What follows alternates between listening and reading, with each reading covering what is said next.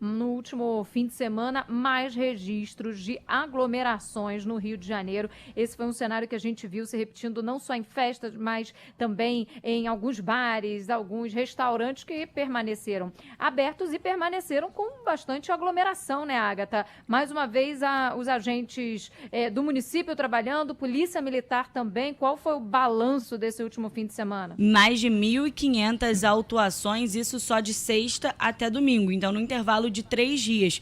E a gente lembra, Thaís, na sexta-feira a gente falava aqui no jornal sobre uma determinação aí da Prefeitura do Rio de que os bares e restaurantes teriam que fechar às 5 horas da tarde. E aí a Associação dos Funcionários de Bares e Restaurantes, eles entraram na Justiça e falaram, olha, por conta da economia, a gente precisa de alguma forma trabalhar também, deixem os restaurantes e bares abertos até 8 horas. A Justiça concedeu, só que no final de semana isso acabou mudando, a Prefeitura recorreu e aí o presidente do Tribunal de Justiça aqui do Rio revogou a liminar que estava valendo, então os restaurantes voltaram a fechar às 5 horas da tarde. Só que ontem teve jogo de futebol, mesmo que não tenha tido time carioca, todo mundo se reúne num cenário normal para ver o futebol. Aqui no Rio de Janeiro não foi diferente, infelizmente, e aí cenas de aglomerações foram registradas, né, Andresa Buzani? Bom dia para você. Oi, Agatha. Oi, Thaís, Felipe. Bom dia para vocês. Bom dia a todos os ouvintes também. Pois é, inclusive,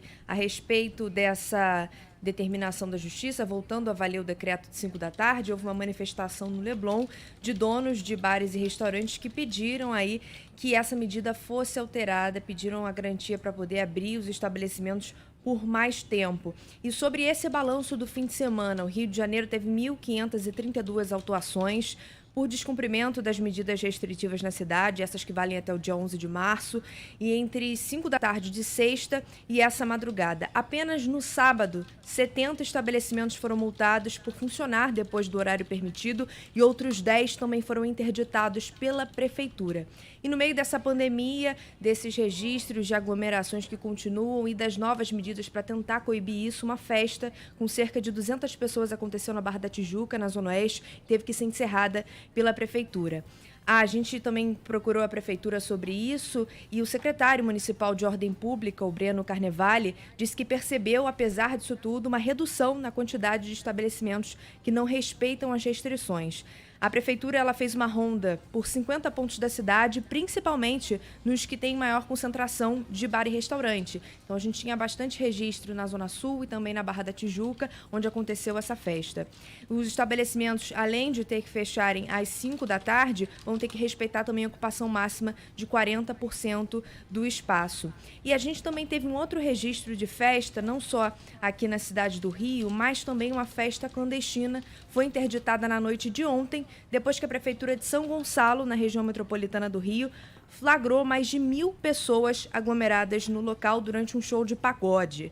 Aos poucos metros desse endereço, ali bem perto, um bar também foi notificado porque causava aglomeração e estava funcionando descumprindo o decreto que determinava o fechamento, que em São Gonçalo é até às 6 da tarde, Agatha, até o dia 11 de março também. E Thaís, Felipe, Andresa, a gente recebeu algumas imagens dessas festas, dessas aglomerações, não que a gente espere isso, mas não tinha ninguém de máscara, não era a expectativa. A pessoa que vai pra festa, a gente não espera que ela utilize máscara, mas você conseguia ver no vídeo que não tinha ninguém de máscara, ninguém preocupado com o momento que a gente está vivendo. Inclusive, um dos vídeos chega a debochar, bota, aqui não, Eduardo Paes, aqui você não fecha. E aí, debochando do momento que a gente está vivendo, né? Já que o fechamento é reflexo de que a gente está crescendo cada vez mais o número de contaminação. Eu não sei se o Felipe concorda, Felipe. Eu queria falar exatamente uma situação que a gente já abordou há alguns dias, antes do carnaval, inclusive, que era o seguinte, beleza, se fosse só uma consequência para essa pessoa que vai aglomerar, olha, eu quero colocar minha vida em risco. Então, beleza, vou sem máscara, vou aglomerar, vou pegar quem eu quiser, não estou nem aí preocupado, vida que segue. Aí cada um tem a responsabilidade sobre a sua própria vida, né? Se você quer cuidar ou não, aí a consequência é com você. O problema é que essas pessoas vão para casa, né, Felipe? Elas vão para casa, elas levam pro pai, pro tio, pro avô, pro vizinho, pro colega de trabalho que não teve como ficar resguardado, ficou ali no fim de semana trancadinho, aguardando ali as orientações para flexibilizar, manteve o respeito. respeito. Mas não, essa pessoa não manteve o respeito e simplesmente sai distribuindo Covid para todos que estão ao seu redor, né? Exatamente, Thaís. Era justamente esse ponto que eu ia tocar. É uma irresponsabilidade, uma inconsequência por causa disso. Quer dizer, nós estamos numa epidemia, essas pessoas se aglomeram, elas turbinam as possibilidades de se contaminarem com o novo coronavírus, com a Covid-19, e elas, com esse comportamento irresponsável, que certamente não é pontual para a pessoa estar participando de um evento assim, é porque no dia a dia ela já age assim, mesmo que dentro de círculos menores, ela vai acabar transmitindo para outras pessoas. E assim que o vírus se propaga, e mais do que se propagar, ele vai criando suas variantes, cada vez mais perigosas. Eu estava lendo agora aqui sobre a angústia de cientistas americanos em relação à falta de dados sobre a P.1, né, assim que estão chamando, uma ameaça aí global que pode estar sendo desenvolvida com a condescendência das autoridades brasileiras, que pode ser capaz de furar qualquer bloqueio de imunização, tanto no Brasil quanto no exterior. Então, quanto mais se propaga o vírus, mais chance ele tem de sofrer mutações e gerar variantes que possam atravessar a barreira de imunização que as vacinas propiciam. Então, tudo isso, na esfera individual, a pessoa se comportar dessa maneira, é de uma inconsequência e de um egoísmo muito grande que a gente precisa apontar. Eu entendo que haja cálculos específicos que as pessoas possam fazer, tomando devidos cuidados. Se expõe um pouquinho mais, um pouquinho menos ao risco, dada a atividade que ela precisa ter, inclusive para atender a outras pessoas. Agora, nessa esfera de aglomeração, de evento, de festa, de aqui não e tal, isso tudo já faz parte de um movimento absolutamente irracional. Aliás, falando sobre fechamentos, a gente falou com muito cuidado aqui, porque é um ponto sensível no mundo inteiro, esse tipo de medida restritiva. Nós falamos que poderia haver, inclusive, variação, quando nós acabamos aqui o programa na sexta-feira, né, Agatha? Houve reações aí de bares, de restaurantes, de academias, a gente chegou, inclusive, a noticiar que foi passada ali para uma atividade essencial, então não ia mais terminar às 5 horas, podia terminar às 8 horas, os bares conseguiram ali um avanço, o prefeito já queria entrar com um recurso para voltar ao horário de término anterior, tudo isso existe. Agora, é preciso ver os resultados de medidas restritivas realmente duras em outros países. Por exemplo, a repórter Mariana Lau do Estadão fez um fio no Twitter mostrando como está a situação na Inglaterra, onde ela está morando, pelo que eu entendi. E ela mostra todos os cuidados, todas as medidas restritivas, os benefícios do governo também durante esse período. E no final ela diz, nesse período a média móvel de novos casos por dia caiu de 59 mil para 7 mil. A média móvel de mortes chegou a 1.300 no início de janeiro e hoje está em 210. Olha que queda acentuada em razão das medidas restritivas. Tem reportagem na Folha de São Paulo sobre Portugal. Com lockdown e vacina, Portugal vai do colapso a uma das mais baixas transmissões da Europa. Aí no segundo parágrafo está lá, Portugal passou de 16.432 casos em 28 de janeiro para 979 na quarta-feira 3. E isso foi conseguido com a imposição de um confinamento bastante restritivo. Então, há uma queda quando as medidas restritivas realmente são postas e são fiscalizadas, são feitas de uma maneira eficaz. Nos Estados Unidos, o Globo tem a matéria hoje, distanciamento social provoca queda da Covid-19 nos Estados Unidos e acelera a vacinação, que aceleram a vacinação. E aí, em determinado momento, agora eu fui olhar, perdi, deixa eu achar de novo, os americanos estão mais otimistas, a média está acima de 60 mil por dia, melhor do que os 260 mil diários do início de janeiro, mas não do que a da primeira e da segunda ondas em 2020. Então, houve uma queda, embora o número ainda esteja relativamente alto, de 260 mil casos diários para 60 mil. E a média de mortes ainda é de quase 2 mil por dia, mas quer dizer, já foi muito maior. E aí a reportagem dá lá todo o contexto, mostrando os números. Então, determinadas medidas de cuidado sanitário, medidas preventivas e, eventualmente, medidas restritivas, elas têm sim um efeito que está sendo comprovado em todo o mundo civilizado. Agora, as autoridades médicas científicas aqui do Brasil elas apontaram, inclusive, que talvez não foi, em 2020 ainda, que vários deles, eu estava vendo nas redes sociais, apontando que talvez em 2020, no segundo semestre e começo de 2021, não fosse necessário tantas medidas restritivas se houvesse o desenvolvimento e a distribuição de kits de testes, de rastreamento, porque quando você consegue localizar onde está surgindo, você atua com maior especificidade, com maior objetividade. Isso não foi feito no Brasil.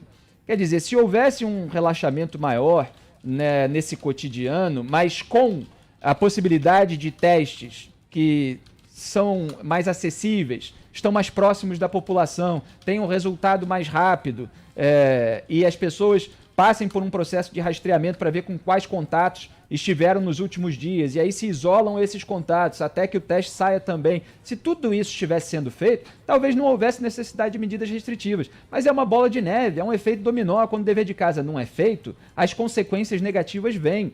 E aí, quando as consequências negativas vêm, fica essa brigalhada, porque se apelam a medidas restritivas. É claro que dá para questionar extensão aqui, extensão ali, mas elas têm um motivo, que é não sobrecarregar o sistema de saúde. O Rio está aí, de certa forma, à beira do colapso. As autoridades, os médicos ainda estão dizendo, não está completamente superlotado, dá para abrir leito aqui e ali e tal, mas, quer dizer, se a população não se comportar de acordo com as orientações, isso vai explodir em algum momento, como está explodindo em outros estados. Então, repito, é uma bola de neve, e aí você, para não sobrecarregar o sistema, apela a medidas restritivas, aí os donos de bares, de restaurantes, de estabelecimentos, eles acabam reagindo e fica uma briga muito grande por falta de planejamento estratégico.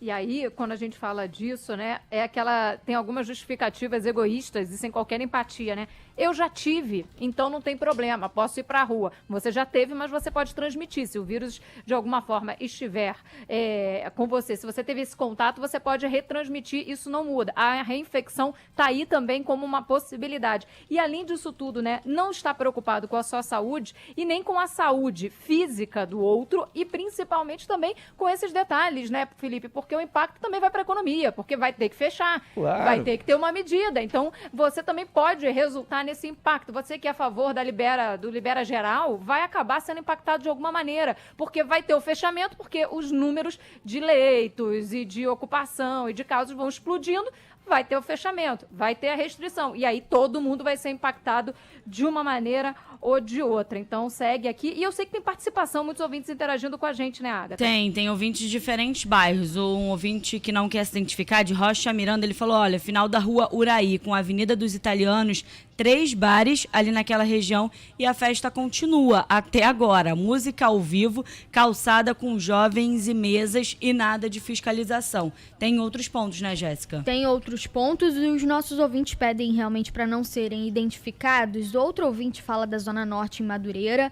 Ele fala de um bar também ali com muita aglomeração, todas as pessoas sem máscara. Ele denuncia essa situação. Tem ouvinte da Ilha do Governador falando, ele mandou até um vídeo de um pagode que aconteceu perto da casa dele ontem até 4 horas da manhã. Disse que ligou para a polícia, para a prefeitura e que não houve nenhuma atitude, nada aconteceu. Os ouvintes estão participando também falando de Vila Valqueire, a situação por lá também de bares lotados, o mesmo relato dos nossos ouvintes, né, Thaís?